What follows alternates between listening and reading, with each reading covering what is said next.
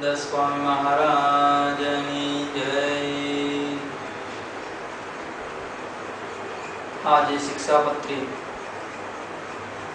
નાની છે, પણ એ નાની શિક્ષાપત્રીના એક એક શ્લોક ગૂઢ રહસ્યોથી ભરેલા છે। એમાંનો એકાદ શ્લોક આજે આપણે જોઈશું। શિક્ષાપત્રીનો 35મો શ્લોક, એની અંદર સ્વામિનારાયણ ભગવાન પોતાના ભક્તોને તો નહીં પણ સમસ્ત માનવ માટે આ એક એવો સંદેશો આપ્યો છે, જે આપણા જીવનમાં ચરિતાર્થ કરીએ તો આ સાંસારિક જીવનમાં પણ સુખ પામીએ અને આધ્યાત્મિક માર્ગમાં પણ આપણું ચડતું પગથિયું જરૂર થાય। એ શ્લોકમાં મહારાજે એવી વાત કરી, અપમાનો ન કર્તવ્યો ગુરુણામ ચ વરીયસામ, અપમાનો ન કર્તવ્યો ગુરુણામ ચ વરીયસામ, લોકે પ્રતિષ્ઠિતાનામ ચ વિદુષામ શસ્ત્રધારિણામ।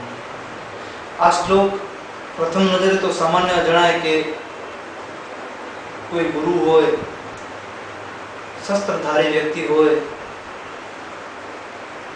આવી વ્યક્તિનો અનાદર એટલે કે અપમાન ન કરો। પણ આ શ્લોકનો જે રહસ્ય ભર્યું છે, શ્લોકમાં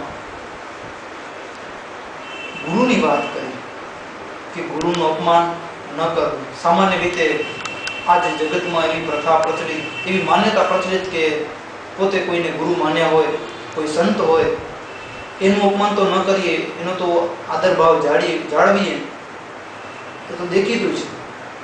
પણ માતા પિતા, કોઈ વડીલો હોય, આવી વ્યક્તિઓનો જ્યારે વાત આવે એને ગુરુ તરીકે માનવામાં આવે છે। શાસ્ત્રોમાં સતાનંદ મુનિએ પણ આ શિક્ષાપત્રી ઉપર જ ભાષ્ય કરેલું છે। એમાં માતા પિતાને પણ એક ગુરુ કહેલા છે। કાકા, મામા, દાદા, દાદી, નાના, નાની, આ તમામ કુટુંબીજનોને પણ એક ગુરુ તરીકે ઠેરવ્યા છે, એટલે કે ગુરુ તરીકે ગણાવ્યા છે। તો આ લોકોનું જે અપમાન ન કરવું, આ અપમાન ન કરવાથી કદાચ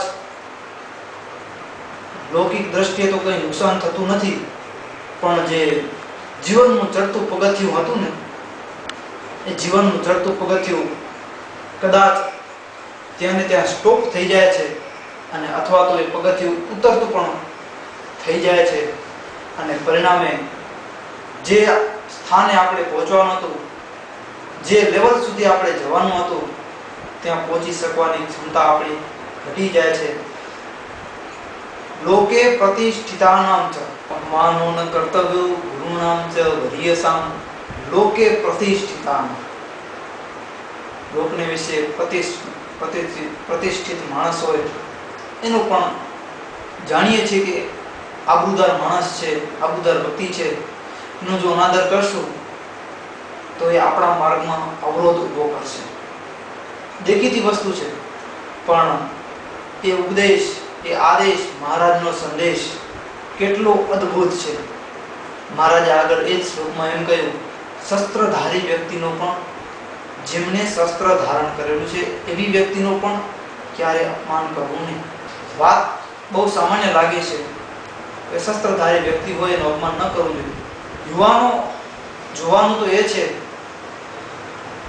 કે કોઈ શસ્ત્રધારી વ્યક્તિ હોય, શસ્ત્રધારી વ્યક્તિની તો વાત જુદી છે। કદાચ આપણા જીવન ઉપર જોઈએ ને તો આપણી પાસે કોઈ મદદ કરનારું સાધન, કોઈ મદદ કરનારી વ્યક્તિ હોય ને, તો આપણી અંદર જુસ્સાનું બળ, જુસ્સો વધારે હોય છે। કેમ કે આપણેનો કેપ છે કે મારી પાસે સાધન છે જે મને મદદરૂપ થશે। એમાં શસ્ત્રધારી વ્યક્તિ છે ને, એમની પાસે શસ્ત્ર છે, એ વ્યક્તિને જો તમે કદાચ આપણાથી કે કદાચ અપમાન થઈ જાય તો એ વ્યક્તિ પાસે જે સાધન છે, એનો એને સહારો છે, એનો એને કેપ છે, એ કેપના મતથી કે એ સહારો છે, જેને લીધે પોતે બહુ ઉન્માદ કે બહુ પ્રસન્ન થકો છે, પણ ક્યારે એ સાધનનો ઉપયોગ આપણા ઉપર કરી શકે એનું કંઈ કહી શકાય નહીં.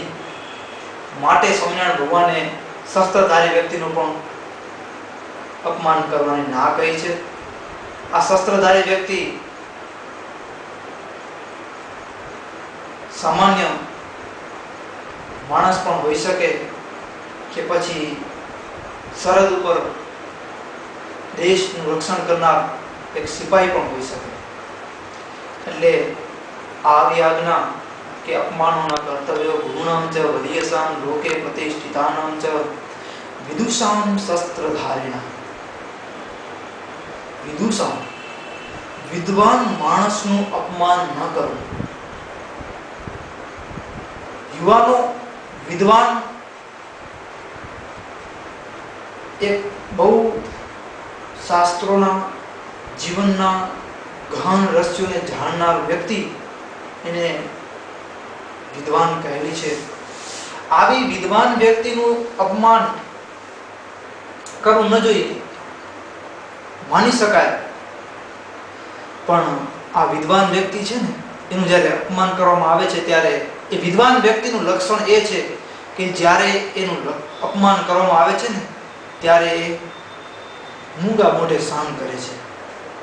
પણ એનું પરિણામ, એ અપમાનનો જવાબ એ વિદ્વાન વ્યક્તિ કઈ રીતે આપે છે ને એનો આપણે કોઈ અંદાજ લાવી શકતા નથી. કારણ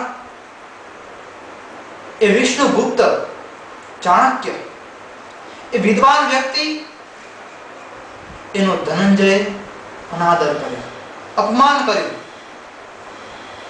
પણ એ વખતે એ ચાણક્ય સમયને અનુરૂપ થઈ અને કશું પગલું ન લીધું. પણ સમય જતાં એ જ વિદ્વાન વ્યક્તિએ એ ચાણક્ય એ ધનંજયના રાજના પાયા હલબલાવી નાખ્યા હો. અને એ ધનંજયને દર દર ભીખ માંગતો કરી મૂક્યો એક આ વિદ્વાન વ્યક્તિ. એ જ વિદ્વાન વ્યક્તિ ચાણક્યને જો ધનંજય ઓળખી ગયો હોત અને એને જાળવી રાખ્યા હોત, કદાચ અપમાન ન કર્યું હોત ને, તો એ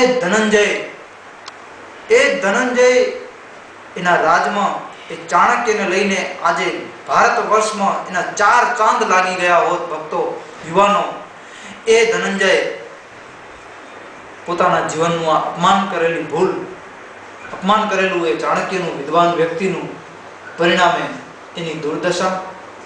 અને એ જ ધનંજયની ગાદી ઉપર ચંદ્રગુપ્ત મૌર્યનો પટ્ટાભિષેક. એક સામાન્ય રખડતો છોકરો એને ચાણક્યએ જીવનનો રસ્તો બતાવી અને રાજગાદી ઉપર બેસાડી દીધો. યુવાનો, આ એક અપમાન ન કરવું જોઈએ વિદ્વાન વ્યક્તિનું. અને કરવાથી કેટલું નુકસાન થાય છે, કેટલી બરબાદી છે, એ તો આ લોકની અંદર દેખાય છે. આટલી બરબાદી તો એનું પરિણામ સમય જતા દેખાય છે, પણ આધ્યાત્મિક માર્ગની અંદર પણ એની બરબાદી એ જબરજસ્ત છે. પણ સમય જતા આ દેહ પછી દેખાય એ તો કદાચ કેટલી મોટી હોય, કેવી હોય, એનો માપ કાઢવો બહુ અઘરો છે. એટલે મહારાજે આવી જે આજ્ઞાઓ કરી છે એમાંની આ 3 આજ્ઞાની તો આપણે વાત કરી, એમાં પણ જુઓ કેટલું મહારાજનું રહસ્ય ભર્યું છે. આવી તો શિક્ષાપત્રીના શ્લોકે શ્લોકે ગૂઢ રહસ્ય જે જીવનમાં ચરિતાર્થ કરીએ ને તો જીવન ધન્ય ધન્ય બની જાય. યુવાનો, આ એક